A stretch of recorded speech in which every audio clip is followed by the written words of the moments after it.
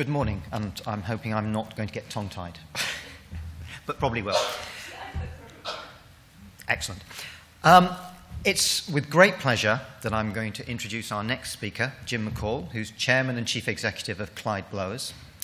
And if you've looked at the little biography in your conference brochure, you'll see that Jim has his own wealth of experience of many of the transitions through education and between education and work.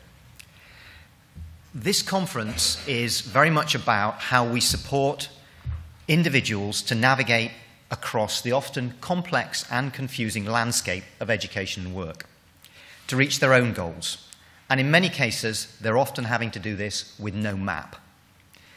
During his journey to become one of our most successful businessmen, Jim has developed a wealth of experience and expertise about what is needed to provide that map for some of our most vulnerable groups. And it is this expertise that Jim is going to share with us this morning.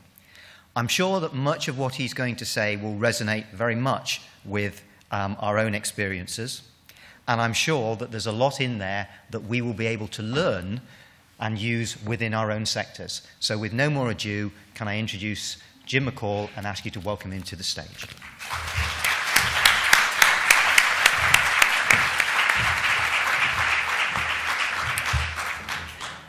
Good morning. When I was asked to speak here, I was a bit apprehensive because I thought this was more of a focus on higher education.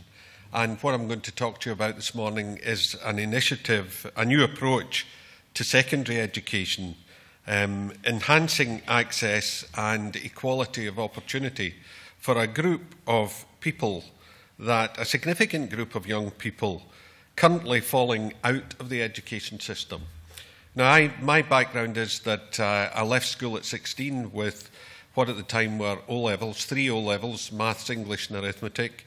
I did a traditional apprenticeship, engineering apprenticeship, during which there was a lot of support with part-time education, day release, night classes, and I did City and Guilds at a local college, Langside College. I then moved on and did Ordinary National Certificate after that at Stowe College in Glasgow. And then I moved on to do a Higher National Certificate at Glasgow College of Technology, which is now Caledonian University. After 6 years working, I decided to go to university, and I took a Bachelor of Science degree in Technology and Business Studies, 4 years full-time. And following that, I did an MBA and then a second master's degree in International Finance and Accounting.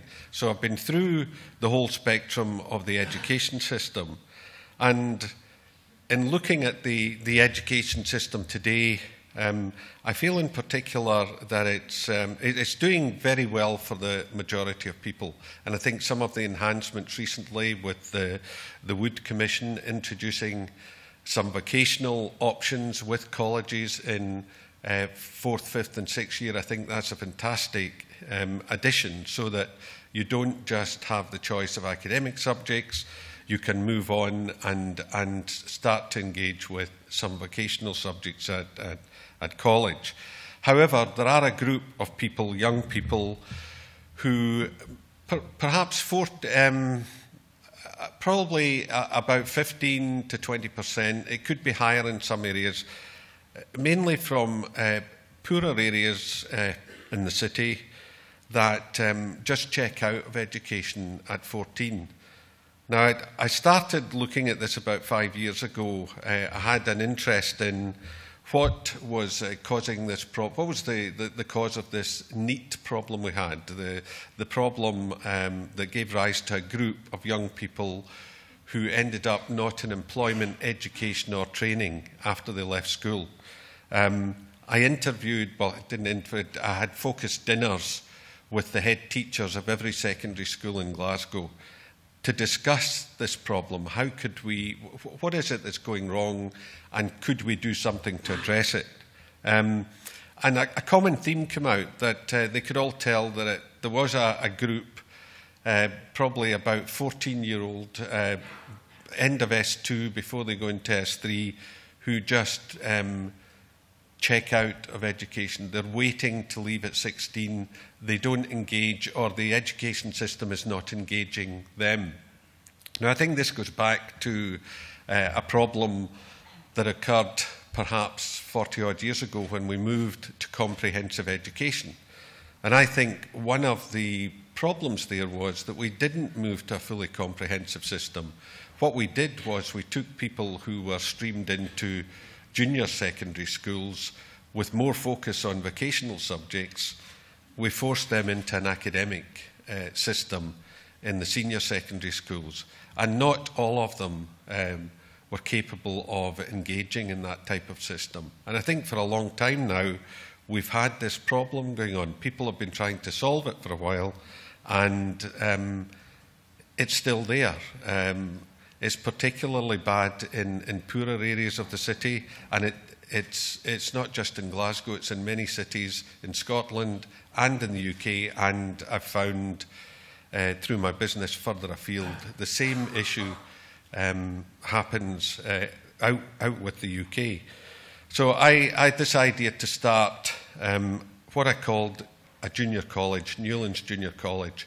It would take those 14-year-olds out of schools, a catchment area around the building that I had managed to set up as the college, a catchment area which would draw from 11 secondary schools.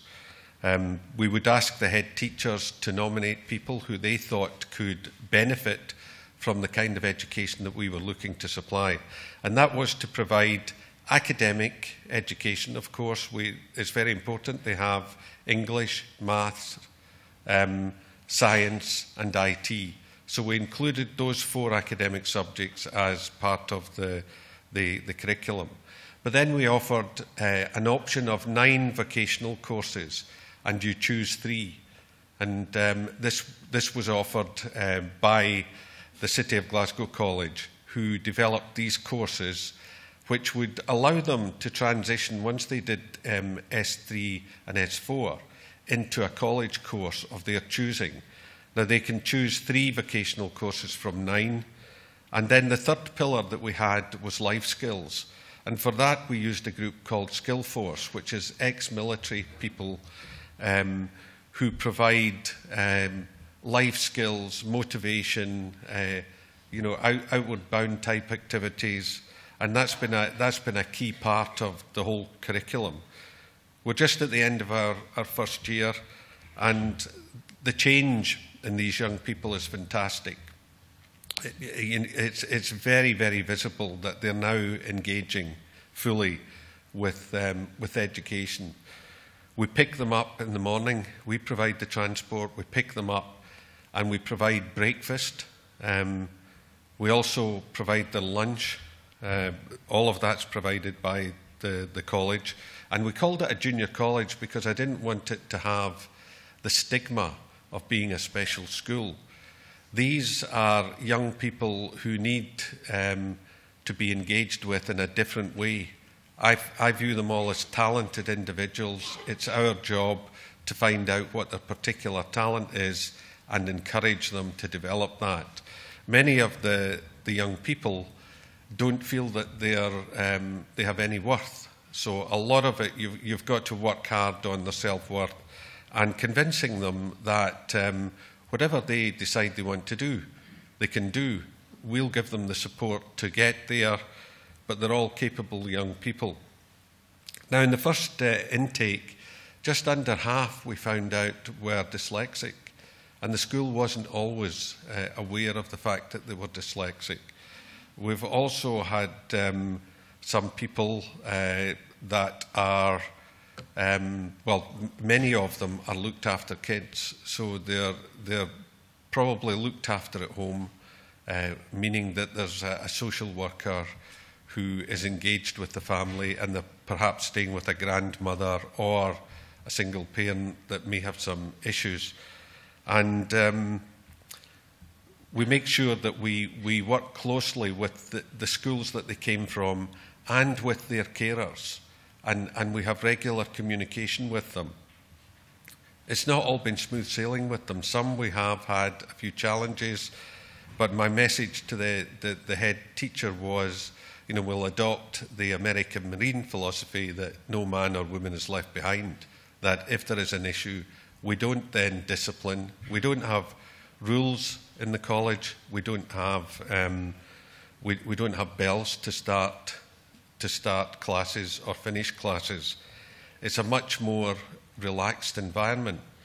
We have 3 classrooms, 30 people that we take in each year, and we'll take them in for S3 and S4. I've managed to get a number of businesses in the area to sponsor these young people, but more importantly, to guarantee them an apprenticeship once they're finished. As long as they go through the course, they will be guaranteed an apprenticeship. Not guaranteed an interview, but guaranteed an apprenticeship.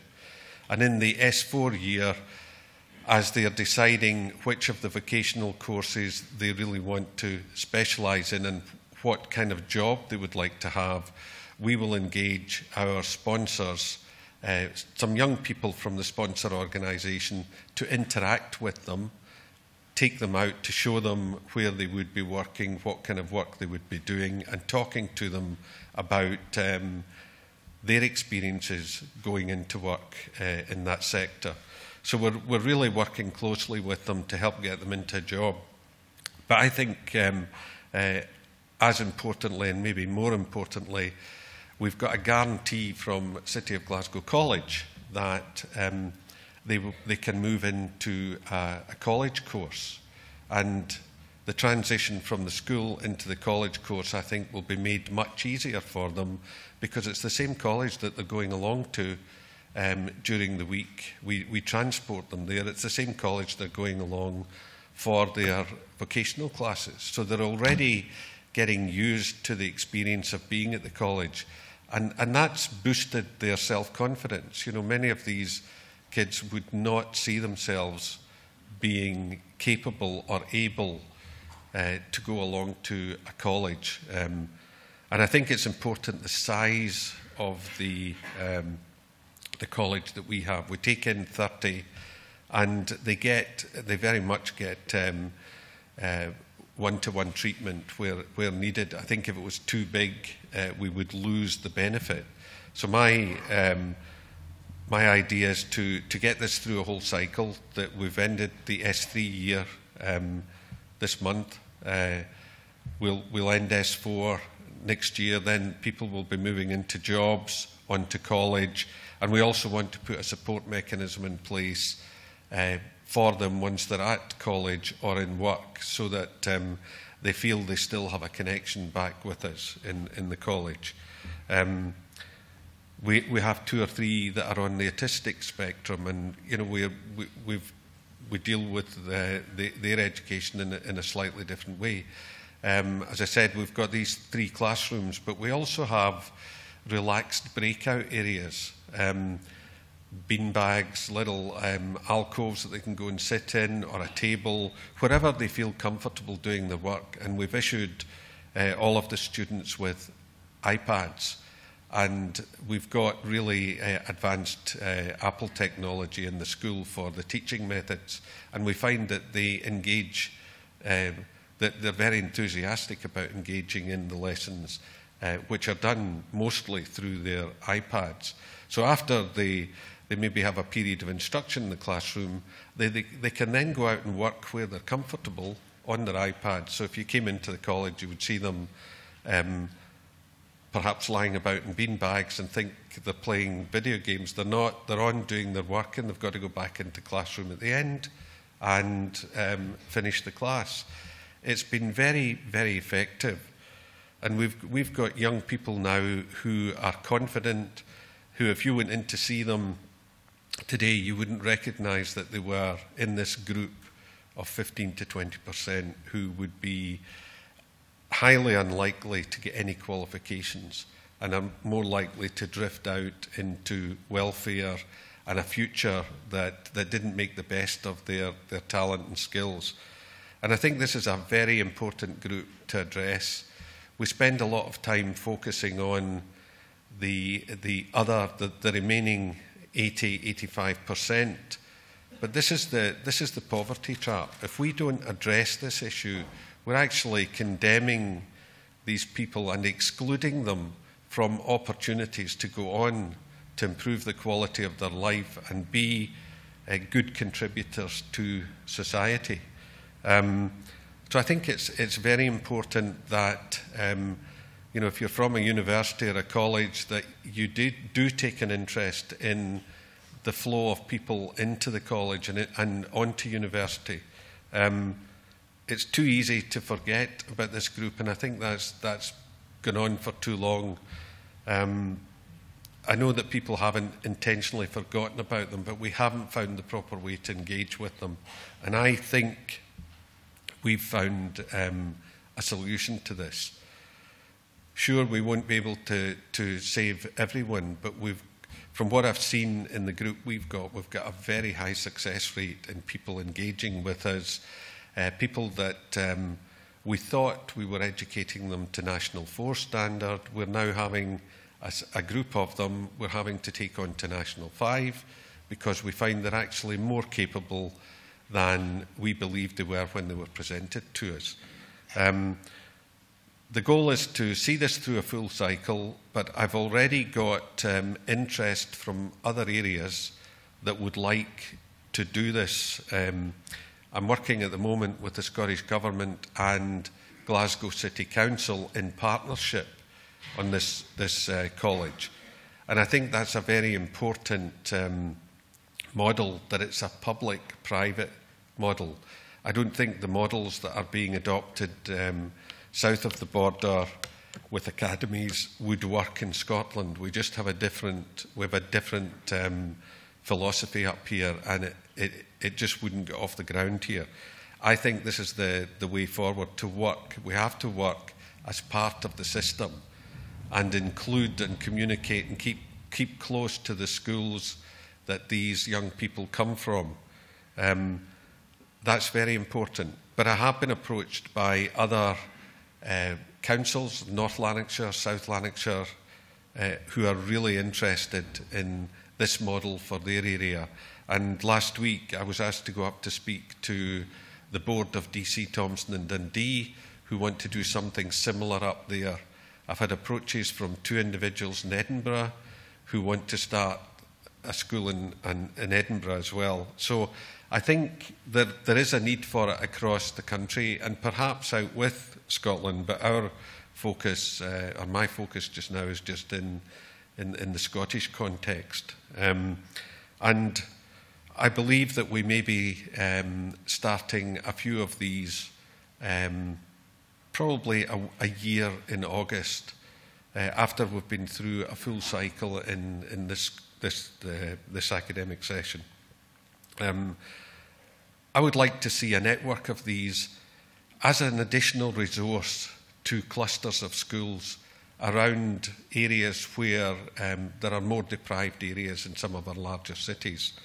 It's interesting, though, I was down at the Borders 2 weeks ago at an event and was approached down there. It's an area that I thought they wouldn't have these kind of issues, but I was approached down there to see if it's something that we would look at supporting in the Borders area. And I think it's important that it's led locally by a business. There's a champion in the area to pull the public sector, the college, the schools, and the business community together. Everyone that I talk to in the business community is very keen to support young people, and they're very keen to do what they can, but they don't know what to do. They're open to it, but they need to have a model that they can follow and something that they can get involved in like this. So I hope that in 5 years' time we'll see a number of these across Scotland, and I would like to get it embedded into the system. I don't think it should be something that you have to keep going out and fundraising for on a regular basis to keep it going. I would like it to be not wholly funded by the public sector, but I would like to see it as part of the public sector commitment, along with business support in providing scholarships for these young people. I'm sure they're going to be very successful graduates that we have from this college. It's really fantastically rewarding to go in. Quite often, if I come into the airport and I've got a spare half hour in the morning, I'll go in and have breakfast in the college. It's it's not the traditional west of Scotland food we feed them. We try and educate on healthy eating as well. And the other day when I was in, there's 2 boys standing with an apple and a banana and a bottle of cold water. We don't serve fizzy drinks, and we do give them pizza and so on from time to time, but their whole eating pattern has changed as well, and that's part of our life skills. We teach them simple things like the value of a healthy diet and why they should be aware of what they're putting in their mouths. We also teach them, very simple things. I remember very early on in the first year going in, and there was a notice up from the life skills people that this was eye contact week, and everybody was going about staring at you in your eyes. They did that for a week and it was over-exaggerated, but after a week, these young people were engaging the way that you or I would in a discussion, rather than looking at their feet when you speak to them. And it's simple things like that we take for granted, that perhaps they haven't had in the backgrounds that they've come from. So I'm seeing fantastic progress in these young people. They're doing their Duke of Edinburgh Awards. They're engaged outside. We take them out to museums, to Loch Lomond country parks. So it's a very broad education input. We're really trying to stimulate them. They've been involved in designing their own uniform. We're designing a second floor in the college. They've been involved in the layout of that as well. And when I asked a few of them a month or so into the course what the big difference was between their schools and where they were now, and each one of them individually, without prompting each other, said that you care about us here, implying that they weren't cared about in the school, and I'm sure they were, but the system just didn't allow what they needed to engage them. And an interesting incident early on was, they've all got their laptops now and they're all on Facebook and so on. And so one of the students had put out a note on Twitter, I think it was. They tried to bury us, but they didn't realise we were seeds. And I thought that was quite insightful from a group that are supposed to be people that have got no chance of any future educational achievement. So that's basically a summary of Newlands Junior College, why I think it's an important part of the whole education system, and I'm happy to take any questions you may have.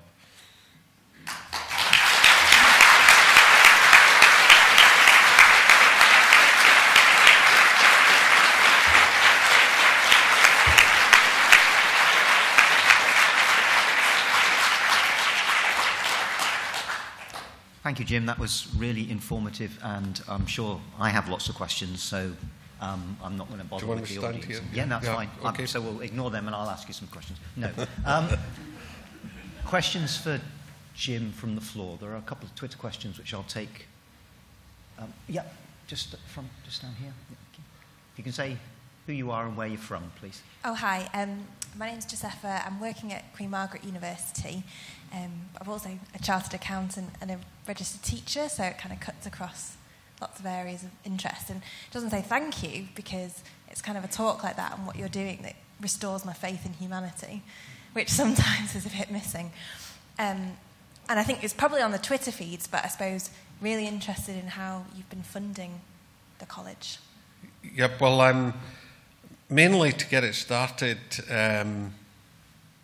it's been a number of private businesses, myself and my business, along with support from the Scottish Government, who gave us a one-off payment to get it started, to provide equipment and so on, and Glasgow City Council, who have committed to give us 100,000 a year for 5 years. I wanted a commitment from the businesses and the public sector for 5 years because I need to give it a chance for us to transition this into mainstream funding. We've found that the private sector have been very generous in supporting this. I would like to see, I've already approached the Higher Education Funding Council, and I would like to see an allocation. It doesn't need to be high, an allocation of what their budget to this kind of initiative. So it's heavily funded at the moment by the private sector, but I think the model should, we'll evolve the model, and I think it would be good if it was maybe a third local authority, a third the Scottish Government, and a third from the private sector. There's a related question on the Twitter feed from Liz Mortimer about how, and I think you may have touched upon this, is how do you scale this up? Well, I think one of the challenges you have is a discussion I had with some individuals was, look, this is great what you're doing. Once we prove the model, we'll have a big building in the centre of Glasgow and pull them in from all around Glasgow. That would be a nightmare. That would just be a recipe for a disaster.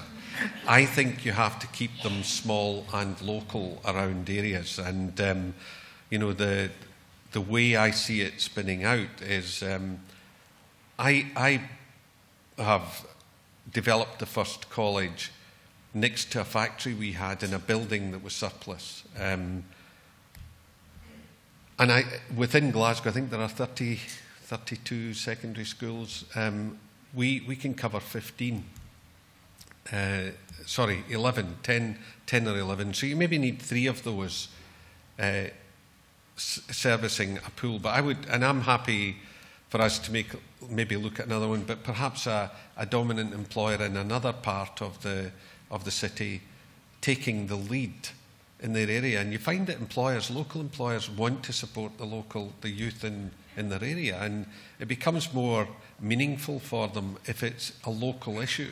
So I would like to see it as a network of locally led initiatives. We've spent time putting the model together, getting the curriculum approved. So it's all there to plug and play. And we're happy to work with employers in different areas to help them do what we've done. And that's what I was doing last week when I was up in Dundee. DC Thompson are keen to start one a year in August. And I also the same day went along to see the local college, meet the principal there, and they're also very keen to engage with DC Thompson. And I need the local leadership there to identify the schools, identify the areas, and get the relationship going with the head teachers in the schools and the people in the college. But I think the way to do it is, don't try and make it a big organisation, try and make it a very connected network based on a proven model. Okay, thank you. There's another question come up on the Twitter feed, and it partly relates, I think, to you saying that you're now looking at extending this for some to National 5 level. Yeah. And the question really, I've lost where it is on the Twitter feed, was do you see an opportunity for students who are coming to the college perhaps to go back into mainstream school rather than perhaps going directly to college, to the next stage of college? Well, from the students, I can only talk about the students we've got, and none of them, we asked that question, none of them would want to go back to the schools that they came from. I don't know why. They've probably not had a good experience, and that sticks with them. So I think it's an option if the student wanted to do that. There would be nothing preventing that, because hopefully they'll be leaving with 4 good grades in their academic subjects and other accreditations there as well. So there's no reason why they couldn't go back in, but everyone that we've asked said no, they wouldn't want to do that. Okay. Another question, which is one I was going to ask anyway, which relates to many of these, is that how do you feel that the university sector might be able to support your initiative and what you're doing? Is there a role that we can, as a collective sector, might play in that, in helping? Well, what we've got Glasgow University involved in just looking at this and benchmarking against a control group, which isn't easy, because I think there's a reluctance in some of the schools, because it may be a fear that it proves that here's a group of people that we're going to fail in their schools, but we're able to do something with them, so why can't they? So, you know, we've had some problems with this, but the Glasgow University are taking part in that.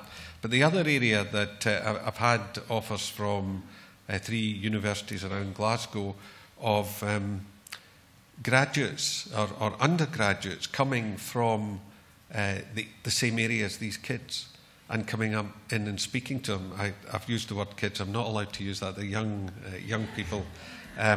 But, you know, coming and speaking to them, because then they can identify with someone who came from their area that went to university. And also in Caledonian University, they're offering to take them in for the day and let them spend some time in the university and get used to that as well. Because I think it's about taking away this mystique about university and the kind of barriers, the false barriers that these people have in their minds, you know, to try and break that down. Got any questions from the floor? Okay. And related to that, this one from me. Related to that, I know it's early days here, but have you, or are you considering, if you like, closing the loop? Clearly, the students who are going through the college have a great sense of belonging to the college. Is there an opportunity as they progress through their careers, whether in education or work, for them to come back in?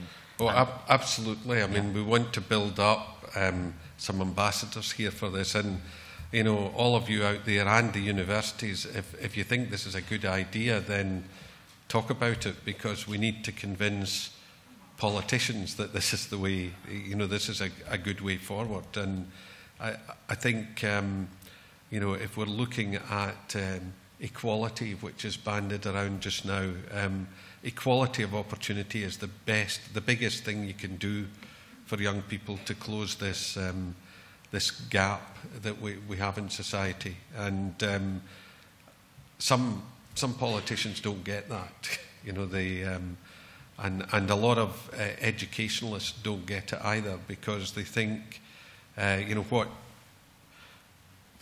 do I know about education, because I'm just an engineer, you know, and I should stay out of that and leave it to them. And that's fine, you know, but I think you need to have an open mind about what's actually happening and been happening for a long time to this group. And we've got a group of talented people who can really contribute to society that we're not serving properly. Okay. Obviously, convincing politicians is a whole nother conference. But if they hear it often enough, you know, you're all voters. So, we'll take that message on board. Any other questions for Jim? Oh, sorry, there's one over there, and there's one over there. Yeah. So, hang on. We've got. Hello, my name is Frances McInnes. I'm from Glasgow Caledonian University. I very much liked the model when you were talking about the academic skills and the kind of softer skills. I just wonder, you know, are the softer skills, the transferable skills, the life skills that you talked about, embedded within the curriculum to the point where the students really understand the added value and the value of these and the importance of these, as well as the academic skills, and how do you make that work? Well, I think they do understand it, but a lot of it is really subconsciously. You know, you're getting them into patterns. You're breaking a pattern that they've had in the past and getting them into patterns that are, more supportive in the way forward for them. But I think they do realise the importance of a lot of these softer skills. We've had very positive feedback from them on it. What we've got now is a group of confident young people, and we do bring people in from the businesses that are supporting them. And quite often the people coming in don't know how to start the conversation when we put them together. The young people are putting them at ease, and because they know about eye contact now and things like that, and they realise, they laugh about the eye contact bit. And another one was we had a listening week, because we've got a lot of them, that do a lot of talking and don't listen. So these are getting embedded, and they're joking about it, but they realise the difference, the impact it has. Okay. I think we've got time for one more question. Yeah. Hi, Jim. Ronnie Bamber, Queen Margaret University. It sounds fantastic what you're doing for these young people. I'm just wondering about the model.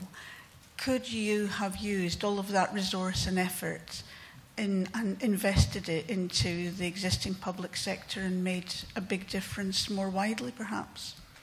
The answer to that is no, because it's such a monster that you can't do it. I spent I've chaired the Glasgow Welfare to Work Forum for over 10 years now. I was involved in the Smith Group with Robert Smith for 5 or 6 years, where we were looking at this neat problem.